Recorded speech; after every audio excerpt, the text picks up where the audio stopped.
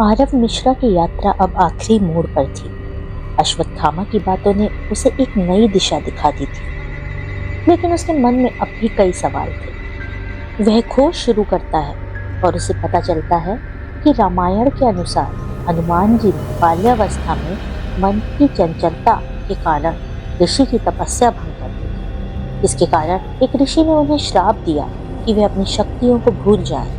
ये श्राप हनुमान जी के लिए एक कठिन परीक्षा साबित हुआ, लेकिन बाद में जब वे श्री राम जी के पास गए और लंका के युद्ध में भाग लिया तो उनकी शक्तियां पुनः जागृत हो गईं। उसमें एक और बात लिखी थी जो आरव के लिए नई थी। हनुमान जी ने अश्वत्थामा की पीड़ा देखी थी। उसकी अनंत पीड़ा और अमरत्व ने हनुमान जी को गहरा दुख दिया।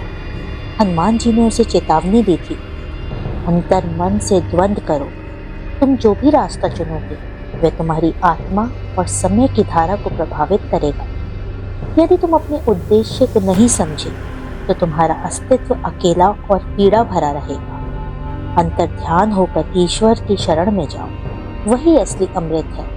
और जो तुम अमर जीवन भोग रहे हो वह सिर्फ अमृत होने का भ्रम है। मुक्ति के लिए सच्चे अमृत को पाना अनिवार्य है। आरव ग्रंथ के संकेतों के अनुसार उत्तराखंड की घनी घाटियों की ओर बढ़ा। रास्ते में उसे पुरानी गुफाएं और पेड़ों पर उकेरे हुए रहस्यमय प्रतीक दिखे। हर कदम पर उसे ऐसा महसूस हुआ जैसे कोई उसकी यात्रा देख रहा हो, और हर आवाज उसे अतीत की कहानियों और भविष्य की चेतावनियों की याद दिला रही। गांव वालों ने उसे बताया कि वहां एक प्राचीन हनुमान मंदिर है जहां बहुत कम लोग जाते हैं। कहा जाता है कि वहां के पुजारी ने दावा किया है कि उन्होंने एक बार अंतर ध्यान में स्वयं हनुमान जी को देखा। हनुमान जी ने कहा था कि अगली लड़ाई सिर्फ इंसानों की नहीं बल्कि ईश्वर और बुराई की शक्ति के बीच होगी। अचानक उसके अंतर मन से एक आवाज गूंज उठी, अश्वत्थामा को मिली चेतावनी अब तुम्हारे सामने है। अब तुम्हें यह समझना होगा कि अच्छाई और बुराई का संघर्ष केवल बाहरी नहीं बल्कि भीतर की आत्मा में है। आरव ने ग्रंथ खोला और देखा कि पन्नों पर लिखा था, हनुमान जी का श्राप केवल याद दिलाने के लिए है। जो मन के प्रभाव में आकर अपने सच्चे उद्देश्य को भूल जाएगा वह अगले युग में बुराई का हिस्सा बनेगा। तुम्हें अपनी राह स्वयं चुननी होगी।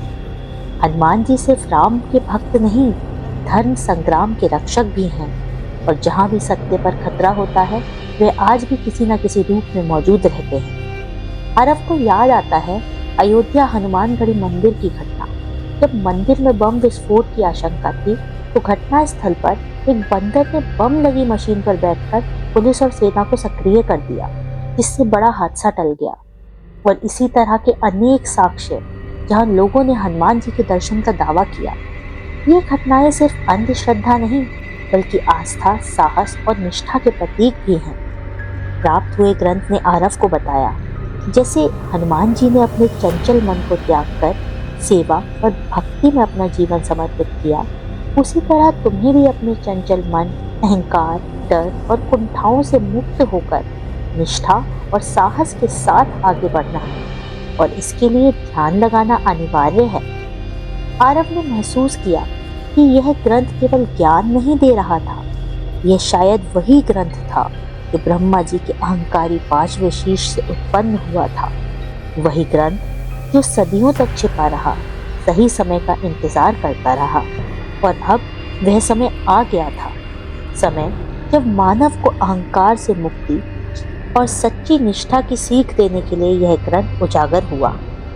आरव समझ गया कि यह सिर्फ शब्दों का संग्रह नहीं था बल्कि एक मार्गदर्शक था जो उसे उसकी असली शक्ति और धैर्य तक ले जाने वाला था।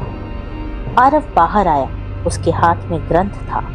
वह फुसफुसाया, अब मैं समझ रहा हूँ, यह केवल मेरी यात्रा नहीं, यह युग की लड़ाई है, अच्छाई और बुराई की, जो सबसे पहले हमारे भीतरी युद्ध से आरंभ होगी। जो भी वह युद्ध जीतेगा वही सही रास्ता चुनेगा। और अब आरव ध्यान में अंतर्मुख हो गया।